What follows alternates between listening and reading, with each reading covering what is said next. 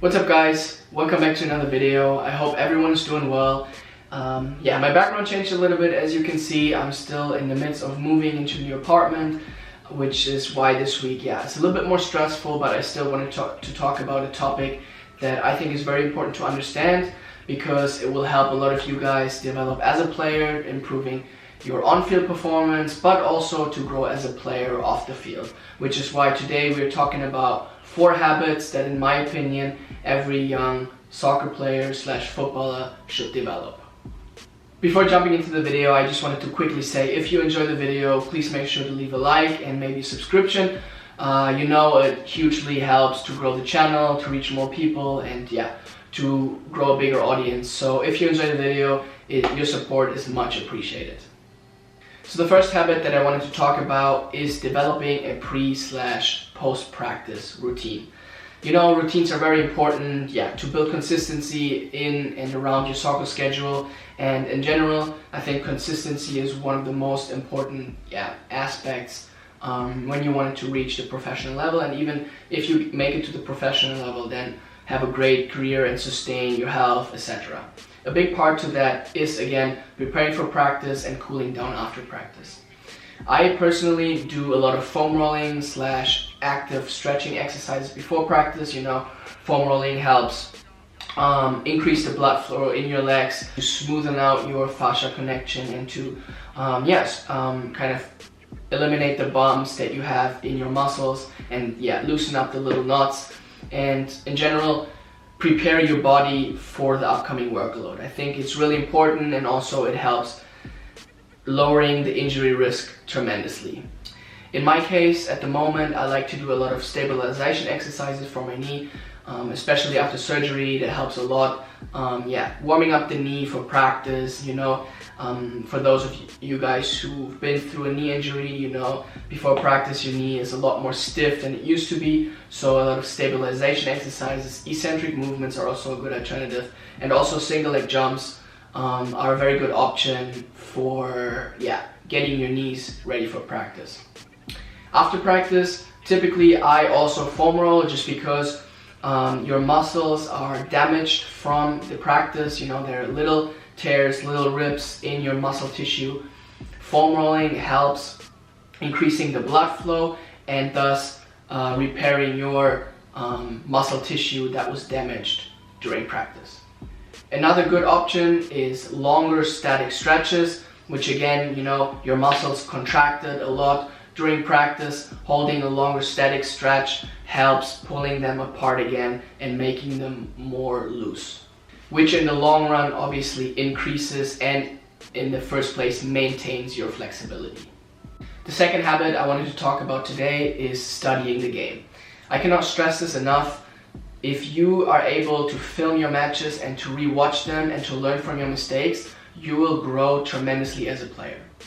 The reason for that is that you see how you move in different situations. You see what you could have done differently, and the most important thing is you see yourself making mistakes.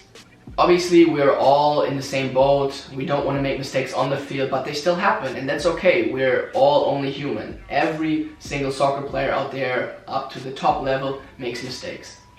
And by watching film, you're able to learn from these mistakes.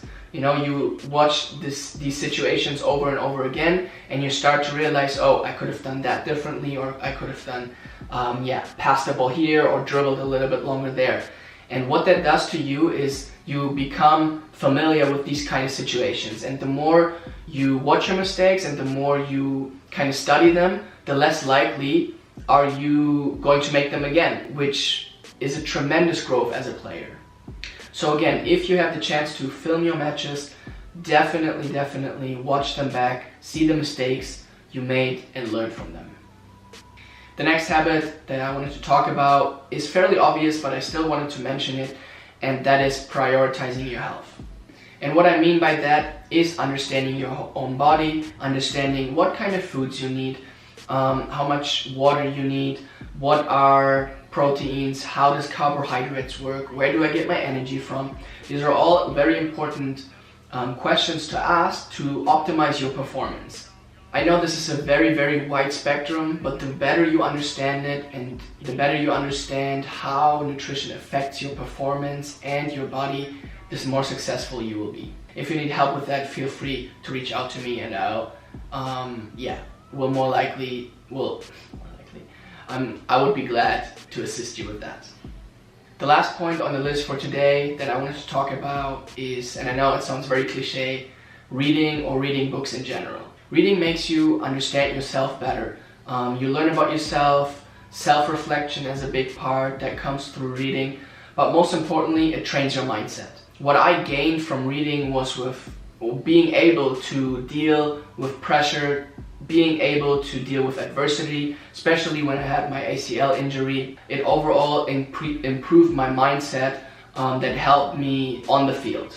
So again, being able to deal with pressure, to face adversity and overcome it, to thrive in it, to come back better from it, are such important characteristics to have in soccer. And you'll only be able to learn them by expanding your knowledge. And one of the best ways to do that is by reading books. There are a lot of good books out there, and I have read, I think about 30 books so far in my life. So if you need advice on that, again, feel free to reach out to me, and whatever situation you're in, I'll definitely able to help you finding the right book. So again, if you need some book recommendations, I mentioned some in my last video, but you can also reach out to me personally. Alright guys, that's it for today.